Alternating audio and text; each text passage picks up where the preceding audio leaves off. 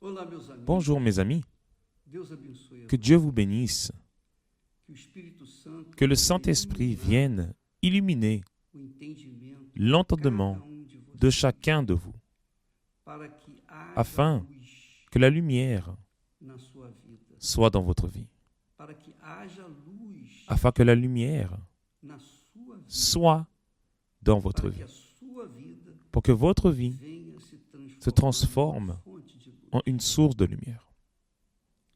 Essa é a minha oração por Telle est ma prière pour vous.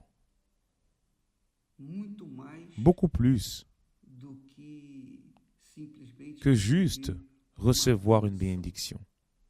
Nós queremos que você Nous voulons seja que vous a soyez própria bênção, une source de bénédiction, para que essa bênção afin venha se que cette multiplicar bénédiction por esse mundo se multiplie dans le monde entier. afora. Deus quer que você seja Dieu a veut própria- que vous soyez une source de bénédiction. Deus não Dieu quer que você seja ne veut pas que vous uma soyez pessoa une personne buscadora de qui bênção. cherche les bénédictions. Ele quer que você seja Il veut a própria- que vous soyez une source de bénédiction. Mas para você ser a própria Et pour que vous bênção, soyez une source de nós bénédiction, somos a própria pour que bênção, nous soyons une source de bénédiction, é imprescindível il est impératif que tenhamos que a nous ayons mente la pensée do nosso Senhor Jesus. de notre Seigneur Jésus-Christ. Porque só Car com a mente ce n'est qu'avec la do pensée Senhor Jesus du Seigneur Jésus nós seremos guiados que nous serons guidés aos pastos verdes. vers les verts pâturages. Só com a mente Ce n'est do Senhor qu'avec la pensée du Seigneur nós Jésus-Christ teremos sabedoria que nous aurons la sagesse para ajudar as pour pessoas aider les personnes, leigas, os les simples maus, d'esprit, despertar a fé et réveiller das pessoas. la foi intelligente des gens. Somente com a Ce n'est qu'avec mente do la Senhor pensée du Jesus, Seigneur Jésus a pessoa que la personne persevera persévère na sua fé dans la foi até o fim. Ela vai jusqu'à la até o fin, fim. qu'elle va jusqu'à la Mas fin. quando não se tem a Mais mente lorsque do la Senhor personne n'a Jesus, pas la é pensée du óbvio Seigneur Jésus, il est que logique tem a mente qu'elle aura do mundo, la pensée du monde, o espírito do mundo. l'esprit du monde. E consequentemente, Et par conséquent, a pessoa la erra, personne commet ela vai errar sempre. des erreurs. Ela vai errar Elle sempre. commettra toujours des Ela erreurs. vai sempre dar com os Elle en bois commettra na- toujours. desculpa, Elle mettra toujours la charrue avant les bœufs. E vai querer se justificar. Excusez-moi l'expression, elle voudra se Vai justifier. querer trazer monte Elle de voudra alegações. porter Por beaucoup que que ela d'allégations está concernant les raisons agindo daquela pour forma? lesquelles elle se Ela comporte vai ainsi. se encher de Elle se razões remplira de raisons que qui não justificam ne justifient pas l'attitude atitudes que elas estão qu'elle prend. que elas ou ela está tomando. Por quê? Pourquoi? Não tem a mente do Parce qu'elle n'a Senhor pas Jesus. la pensée du Seigneur Jésus. Então, por exemplo, Alors, par exemple, para ser mais Pour être objetivo, mais claro, plus objectif, plus clair, uma pessoa une personne diz que é batizada dit com o avoir Espírito été Santo. baptisée du Saint-Esprit. Aí você pergunta: Là, vous demandez, você foi batizado? com vous o avez été Espírito baptisé du Santo? Saint-Esprit? Fui. Oui, je l'ai été. Como é que você sabe? Comment Como le você tem savez-vous? certeza de que Pourquoi foi batizado com o Espírito En Santo? avez-vous la Ah, porque certitude? eu falo em línguas. Ah, parce que je parle en langue. Eu até Je canto chante em même en línguas. langue. E aí, Et là, a pessoa que la ouve personne qui aquela écoute criatura falando cette assim, créature parler ainsi acredita que croit ela foi batizada qu'elle com a o été Espírito baptisée du Saint-Esprit. Santo. Só que Sauf que os demônios les démons também falam em línguas. aussi parlent en langue. Eu lembro Je me souviens que dès le début de l'Église, il y a 44 ans, anos atrás, logo no início da dès le igreja, début de l'Église, tinha uma senhora, il y avait une dame ela manifestava qui demônio, manifestait avec de gros mas démons. sabe a pessoa que Vous fica savez, la personne qui endemoniada, manifeste manifestada, Durant uma semana, une semaine, durant une semaine, ela ficava manifestada. elle est restée en train de manifester pendant une Mas ela se semaine. comportava como Mais uma elle se pessoa comportait normal. comme une personne normale. Mas o semblante dela, Mais son visage, a fisionomia dela, sa physionomie, as atitudes dela, ses attitudes, os pensamentos ses pensées não batiam ne correspondaient pas com o que ela dizia à de ceux qu'elle disait avoir reçus, ter sido batizada com o Espírito le Santo, baptême mas du ela era Saint-Esprit. endemoniada. Mais elle était possédée. E eu lembro, Et je me como souviens, se fosse hoje, comme si c'était aujourd'hui, uma ocasião, à une occasion, numa dessas à un manifestações que ela de ces moments où elle a manifesté violemment, eu aí j'ai chassé le démon. mandei o demônio Je n'oublierai jamais son nom.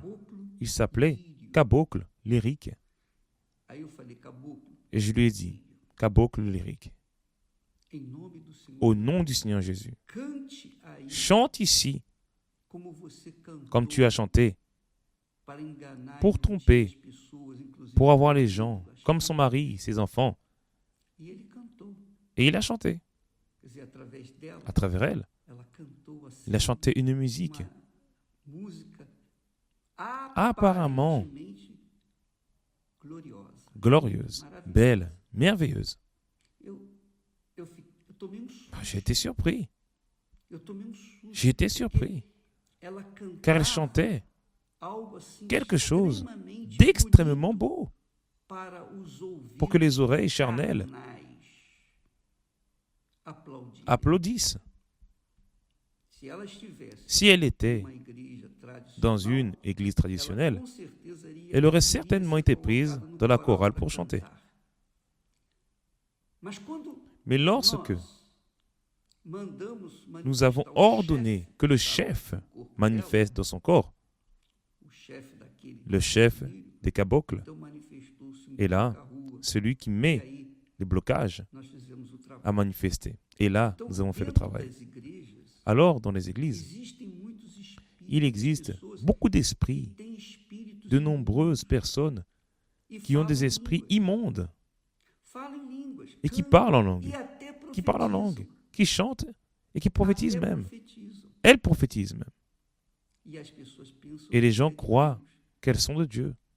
Et je me souviens qu'il y a quelques années, j'ai connu une personne très importante dans notre milieu, que vous devez certainement connaître également. Et cette personne, elle s'est mariée, c'était une célébrité. Son premier mariage s'est fait sur la base d'une prophétie dans l'église qu'elle fréquentait. Un esprit immonde lui a dit, « Celui-ci est ton mari, tu dois te marier avec lui. » Et elle s'est mariée. Même si elle était une célébrité, qu'elle était intelligente, etc., qu'elle avait une connaissance, même ainsi, elle s'est mariée. Et sa vie fut un enfer après le mariage. Elle a même parlé avec moi. Elle m'a dit elle-même. Elle m'a même parlé. Alors, lorsque la personne n'a pas la pensée de Jésus, elle est trompée. Elle est dans l'illusion.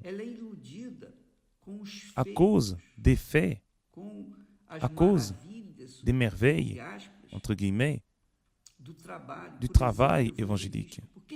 Car qui aurait dit que cette femme, prophétesse, était du diable, ou plutôt avait la pensée du diable, la pensée d'un démon? Qui? Personne. Pourquoi?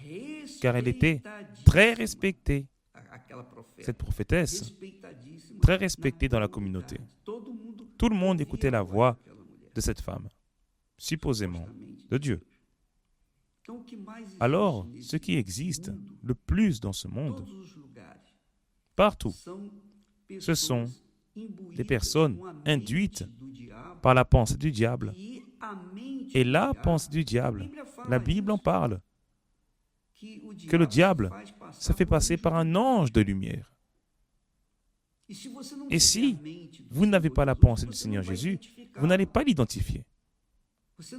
Vous n'allez pas remarquer que c'est un esprit immonde qui est là. Alors ne pensez pas, mes amis, ne pensez pas que parce que la personne prêche l'Évangile, qu'elle est remplie du Saint-Esprit. Ne pensez pas que parce que la personne chasse le démon, qu'elle a l'autorité sur le démon, qu'elle est de Dieu, qu'elle a la pensée de Christ. Ne pensez pas que parce que la personne a guéri des malades, qu'elle a délivré, qu'elle a rempli l'église, elle a rempli, l'église a craqué, elle a fait un travail émotionnant, qu'elle est de Dieu. Non, pas nécessairement. Jésus le dit. Jésus le dit. Dans le Saint-Texte, le jour où plusieurs diront, n'avons-nous pas prophétisé par ton nom? N'avons-nous pas chassé les démons par ton nom? Et n'avons-nous pas fait beaucoup de miracles par ton nom? Et Jésus a dit, alors je leur dirai ouvertement, je ne vous ai jamais connus. Retirez-vous de moi, vous qui commettez l'iniquité. Alors, mes amis, vous qui m'écoutez en ce moment, revenez à la réalité. Revenez à la réalité. La foi intelligente évalue, la foi intelligente pèse, la foi intelligente cherche à faire correspondre les choses spirituelles avec les choses spirituelles. Il y a les choses spirituelles des démons et il y a les choses spirituelles de Dieu. L'apôtre Paul le dit dans le Saint-Texte. Lorsque la personne a la pensée de Christ, elle discerne si cet esprit est de Dieu ou s'il est du diable. Car Dieu nous a donné l'esprit de sagesse. Cet esprit est l'esprit de sagesse, de connaissance, de discernement. Alors lorsque la personne a la pensée du Seigneur Jésus, elle ne se laisse pas tromper. Elle ne se laisse pas. Car si la personne se laisse emporter par l'esprit trompeur, l'esprit trompeur semble être de Dieu. Il a la manière, il est déguisé de lumière. C'est ce que la Bible dit, que le diable se fait passer pour un ange de lumière pour tromper les simples d'esprit.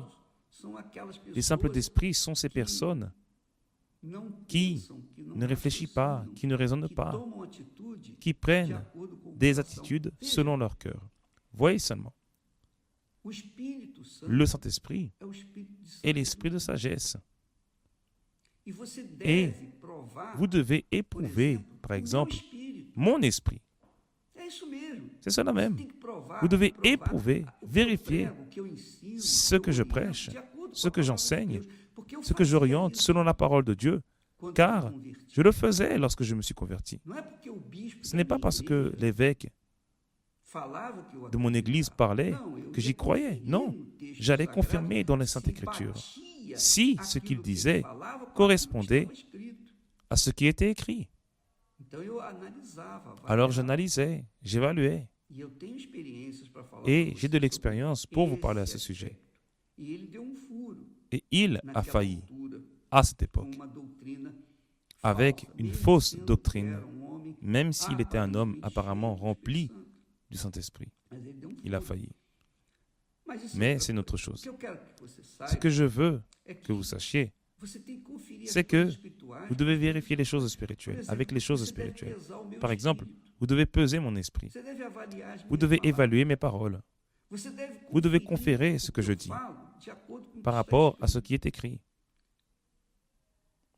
C'est cela même. Et voir si cela correspond.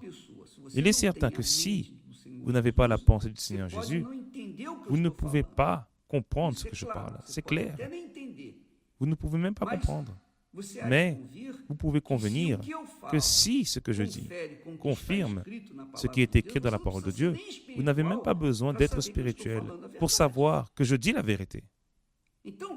Alors, vous ne pouvez aucunement soutenir votre foi sur la parole du pasteur, de l'évêque, d'une quelconque personne, d'un quelconque être humain. Votre foi doit être soutenue par la parole de Dieu. C'est ce que nous appelons la foi intelligente. Si vous n'appliquez pas votre foi sur la parole de Dieu, vous allez échouer. Vous pouvez être fidèle à la dîme, dans les offrandes, vous pouvez faire ce que vous voulez, vous pouvez être une bonne personne, vous pouvez évangéliser, vous pouvez être ouvrière, vous pouvez être pasteur, vous pouvez être évêque, qui que ce soit, peu importe. Si vous n'avez pas la pensée du Seigneur Jésus, vous allez échouer. Vous allez échouer. Et ce n'est pas facile de discerner l'esprit trompeur. Ce n'est pas facile. J'ai été victime de cet esprit, car beaucoup de pasteurs sont arrivés à l'église, ont été élevés pasteurs. Ils sont arrivés à l'église avec leur vie détruite. Personne n'est arrivé au centre d'accueil universel alors que tout allait bien. Non. Mais ils ont été instruits, orientés, ils ont été délivrés. Ils avaient apparemment reçu la pensée du Seigneur Jésus. Mais ce n'est qu'après 20 ans, 30 ans, que la personne quitte l'œuvre, abandonne l'œuvre, que nous voyons que nous nous sommes trompés, que nous avions introduit au milieu du clergé, au milieu des pasteurs, une personne, un homme, qui était apparemment de Dieu, mais qui ne l'était pas. Ne l'était pas. Mais évêque, qu'allons-nous faire? Vous n'allez rien faire. Vous allez croire à la parole de Dieu et non à la parole du pasteur, de l'évêque, de qui que ce soit. Jésus a dit, soyez attentifs. Vous vous demandez peut-être, mais évêque, comment vais-je savoir si ce pasteur dans mon église est de Dieu ou non? Tout d'abord, je l'ai déjà dit, vous devez vérifier si ce qu'il dit correspond à la parole de Dieu. C'est la première chose. Cela correspond? Oui, cela correspond. Alors suivez sa parole, mais ne déviez jamais votre attention de la parole de Dieu. Car si vous cessez de regarder la parole de Dieu et que vous commencez à prêter l'oreille à cet homme qui dit des choses qui ne correspondent pas aux choses de Dieu, vous allez commettre des erreurs. Vous allez commettre des erreurs. Vous allez faillir.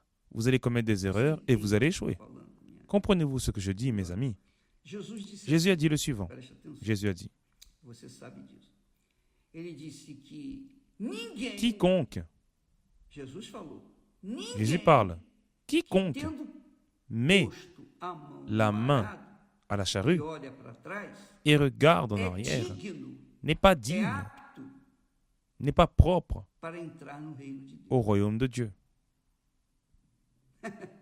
C'est très fort. C'est extrêmement fort. C'est glorieusement fort. Alléluia. Je remercie Dieu de m'avoir donné ce discernement. Alors lorsqu'une personne chemine avec nous, 10 ans, 15 ans, 20 ans, 30 ans, 35 ans, 40 ans, 44 ans, mais qu'à la fin des 44 ans, avant d'avoir célébré les 44 ans de l'Église, elle renonce au travail, elle renonce à sa mission d'apporter l'Évangile aux gens.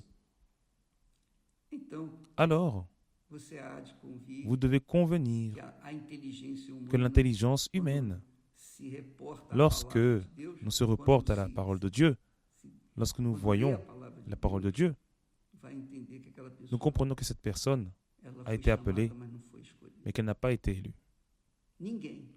Quiconque met la main à la charrue et regarde en arrière n'est pas digne, n'est pas propre au royaume de Dieu. Autrement dit, il ne peut y entrer. Personne, personne. Il n'y a pas de milieu, il n'y a pas de peut-être, mais elle a fait tant de bonnes œuvres. Peu importe. Si elle n'a pas été jusqu'à la fin. Alors vous connaissez ceux qui vainquent par la persévérance, par la continuité. C'est comme le mariage. Comment allez-vous savoir que votre mari est la bonne personne pour vous? S'il est une personne de Dieu pour vous, ou si votre épouse est une bonne femme pour vous.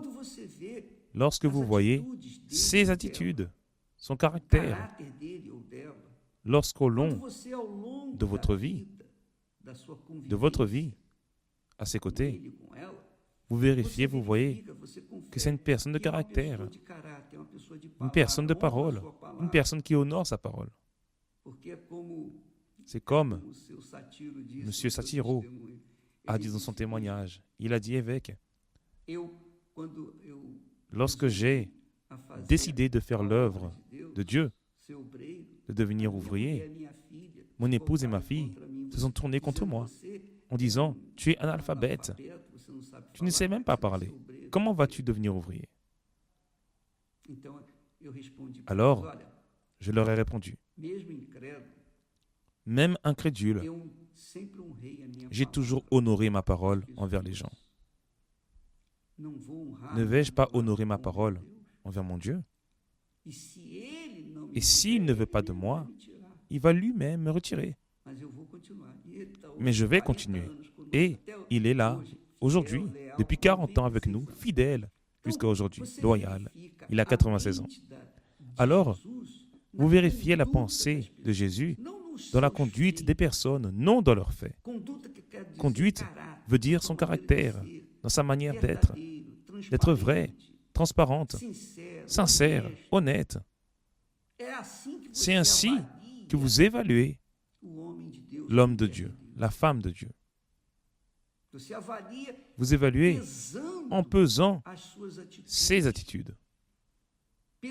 En pesant ses attitudes. Par exemple, nous allons compléter 50 ans de mariage. Je ne suis pas marié avec Esther simplement parce que je suis pasteur. Non, je suis marié car je l'aime aujourd'hui. Plus que je ne l'ai aimé au début. Je continue à l'aimer car elle a été le cadeau de Dieu pour moi. De la même manière, elle m'aime car je suis son cadeau de Dieu. C'est ainsi que nous nous voyons. Donc, nous sommes transparents l'un avec l'autre. Justement pourquoi? Car notre pensée est une seule. C'est la même pensée que le Seigneur Jésus. Alors nous sommes heureux. Et c'est ce qui doit vous arriver. Et c'est ce qui doit vous arriver. Lorsque vous avez la pensée du Seigneur Jésus, vous êtes un avec lui. La Bible dit, celui qui s'attache au Seigneur est avec lui un seul esprit. Paul parle à ce sujet. Alors, nous vérifions, nous voyons que lorsque la personne a la pensée du Seigneur Jésus, elle a le caractère du Seigneur Jésus. Elle a la pensée du Seigneur Jésus. Elle veut ce que le Seigneur Jésus veut. Elle veut faire la volonté du Seigneur Jésus, car ses pensées sont conduites, guidées par le même esprit qui a guidé Jésus lorsqu'il était ici sur terre. Alors lorsque la personne a la pensée du Seigneur Jésus, elle a la garantie, le sceau de Dieu, la marque de Dieu. Il existe la marque du diable, qui est la personne sans vergogne. Mais il existe la marque de Dieu, qui est la personne qui a le caractère de Dieu. Celui qui a la pensée du Seigneur Jésus, celui qui a la pensée du Seigneur Jésus, veut être agréable à son Père, le Père éternel. C'est pour cela que le Seigneur Jésus nous a appelés. N'est-ce pas vraiment bien? C'est vraiment bien. C'est merveilleux. Jésus nous aime tant. Il aime tant ses serviteurs. Il les aime tant, tant, tant. Mais tant que, pour qu'ils restent vainqueurs, conservés dans la foi qu'il a expérimentée, qu'il a vécue dans les luttes, qu'il a vécues et a vaincu. Alors il a envoyé le Saint-Esprit. Qui est le Saint-Esprit? Le Saint-Esprit est l'Esprit qui a conduit Jésus, qui l'a rendu fort au point de vaincre Satan lui-même, au point de vaincre sa propre chair, au point de vaincre son propre cœur, au point de vaincre tout, de vaincre le monde, et de pouvoir être le sacrifice parfait et vivant pour Dieu. Alors, pour conserver notre vie, notre salut et notre service, Il nous donne la pensée qui l'a conduit durant toute sa vie. Alors, lorsque nous avons la pensée du Seigneur Jésus, nous sommes persévérants. Nous affrontons des luttes. Oui. Nous affrontons des défis. Oui. Mais nous avons la pensée du Seigneur Jésus qui nous conduit. Et lorsque nous commettons une erreur, lorsque nous faillissons, le Saint-Esprit nous le montre tout de suite. Ce n'est pas bon. C'est incorrect. Ce n'est pas juste. Ce n'est pas juste. Alors la personne a la pensée du Seigneur Jésus. Elle est humble. Elle accepte.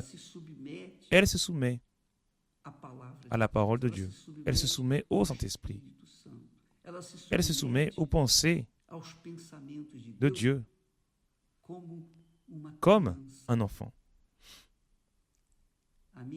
Mes amis, si la personne n'a pas la pensée du Seigneur Jésus, elle est cuite.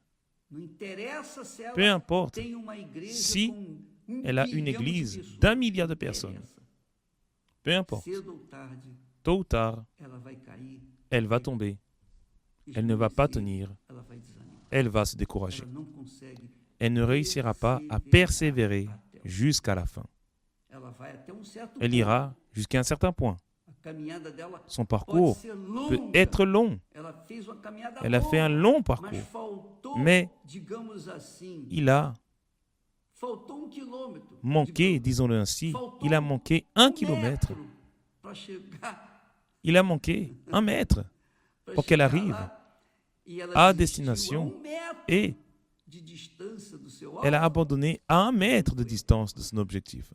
Alors, elle n'a pas été approuvée. Elle n'a pas eu la pensée du Seigneur Jésus. Car c'est ce que Jésus dit, exige de nous. Et il n'exige rien que nous puissions faire pour lui. Celui qui persévérera jusqu'à la fin sera sauvé. Alors lorsque la personne a la pensée du Seigneur Jésus, elle persévère jusqu'à la fin. Là, vous demandez, évêque, dites-moi une chose. Je suis tombé. Je suis tombé en tentation, j'ai commis une erreur, j'ai failli. Nous avons tous des failles, nous commettons tous des erreurs. Nous péchons tous. Personne n'est parfait et Dieu ne cherche pas la perfection. Car comment va-t-il trouver la perfection dans des personnes humaines, remplies, qui ne sont que des vases de terre? Mais Dieu voit la sincérité. Dieu voit le caractère. Car c'est comme je l'ai dit à plusieurs reprises.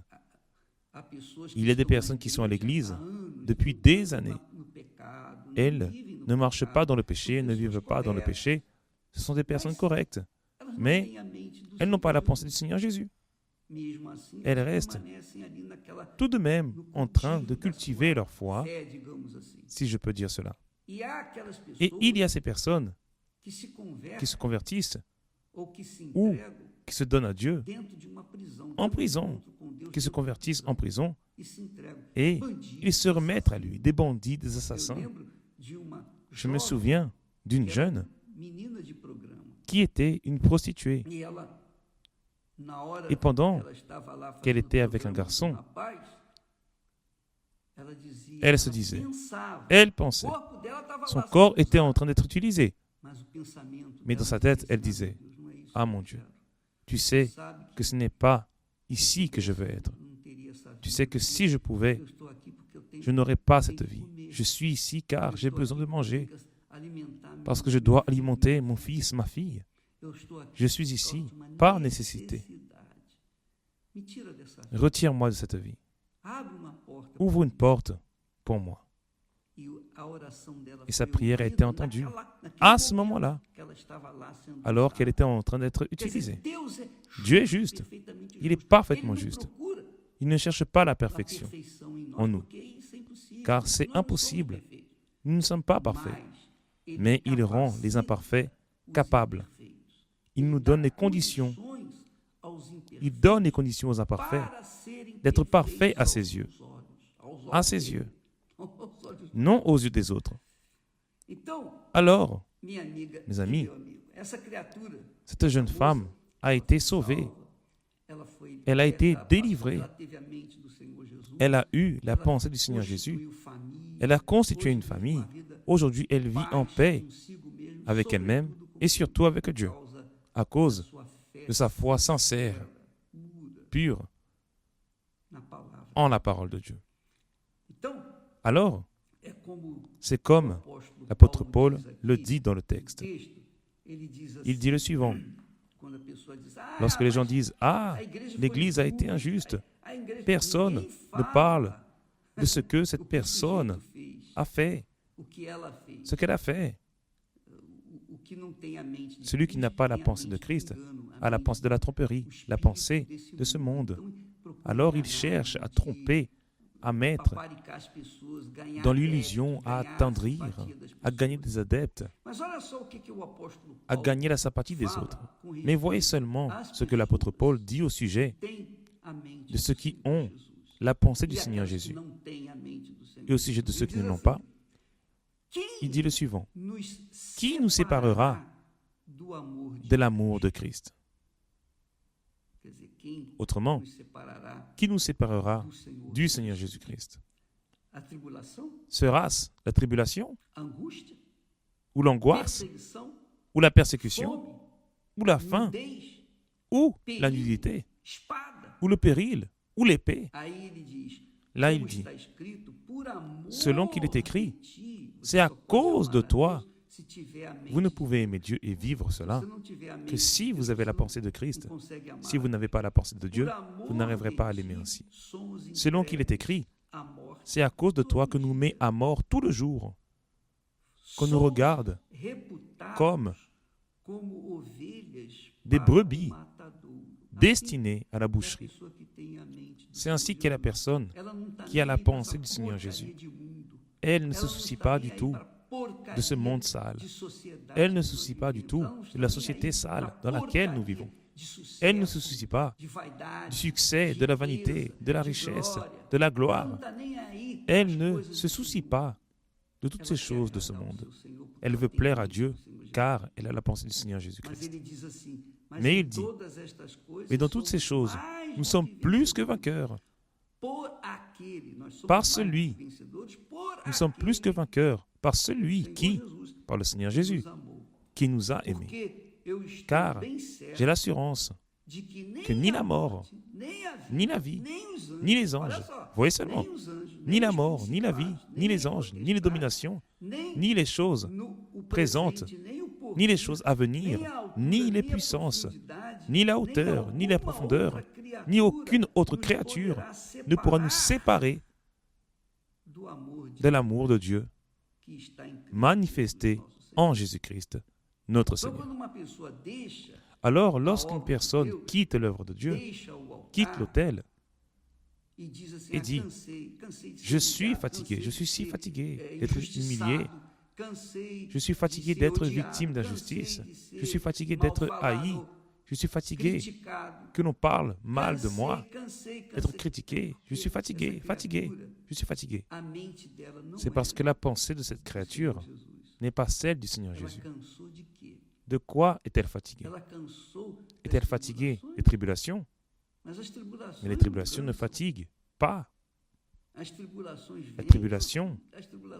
Les tribulations viennent. Les tribulations repartent.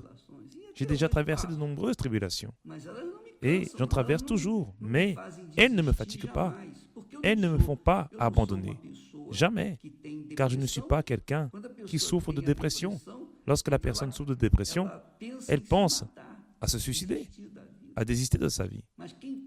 Mais celui qui a la pensée du Seigneur Jésus persévère, lutte, continue.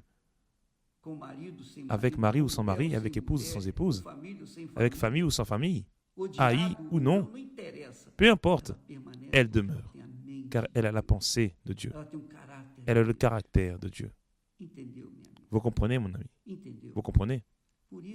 C'est pourquoi nous faisons des campagnes en permanence pour que vous receviez le Saint-Esprit.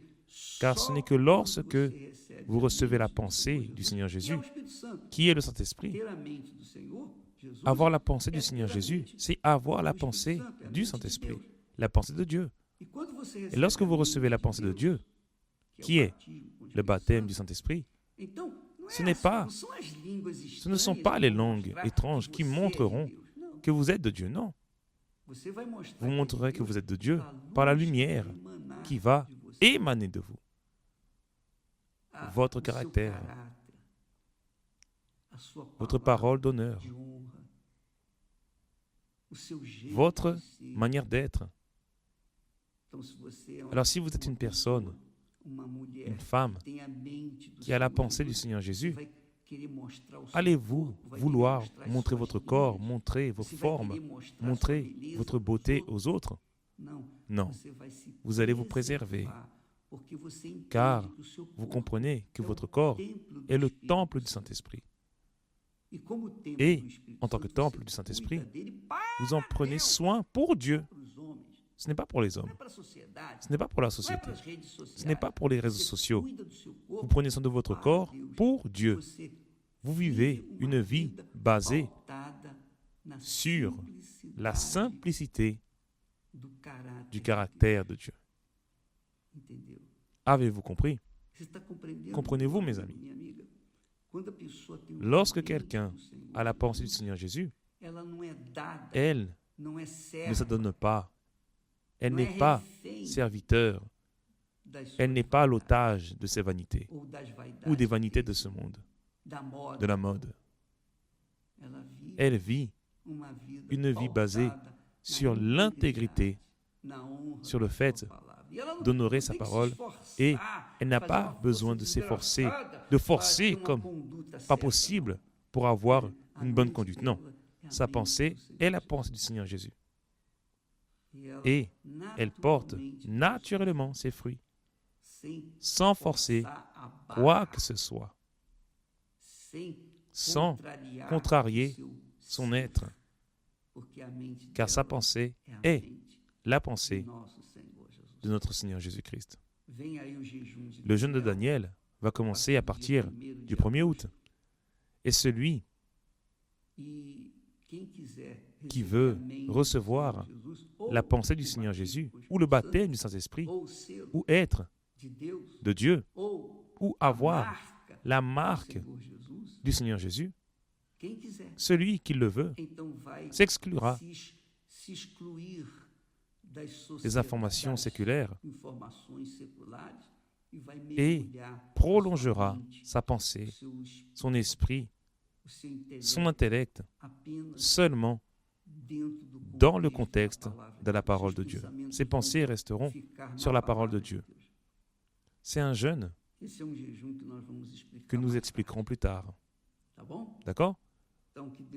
Alors, que Dieu vous bénisse avec cette lumière, avec cette illumination, avec cette pensée. Vous pouvez lire ce texte que je viens de lire en Romains, chapitre 8, verset 35 au verset 39. Et quant à la parole où Jésus a dit, quiconque met la main à la charrue et regarde en arrière n'est pas propre au royaume de Dieu. Vous pouvez le lire en Luc chapitre 9, verset 62. Je vais laisser cela ici afin que vous puissiez méditer sur cette parole. Quiconque met la main à la charrue, ce n'est pas seulement être ouvrier, ouvrière, pasteur, évêque, ou qui que ce soit. Non, c'est votre vie personnelle. Si vous regardez en arrière, si vous commencez à regarder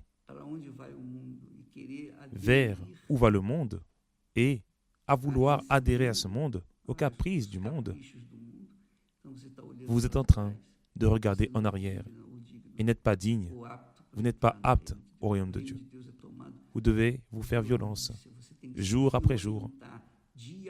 Le fait de se faire violence jour après jour après jour, c'est faire ce que Paul a dit là. On nous met à mort tout le jour. Nous sommes morts pour Jésus. Nous sommes morts pour notre Seigneur Jésus. Il est mort pour nous. Nous aussi, nous mourrons pour lui. Jour après jour après jour.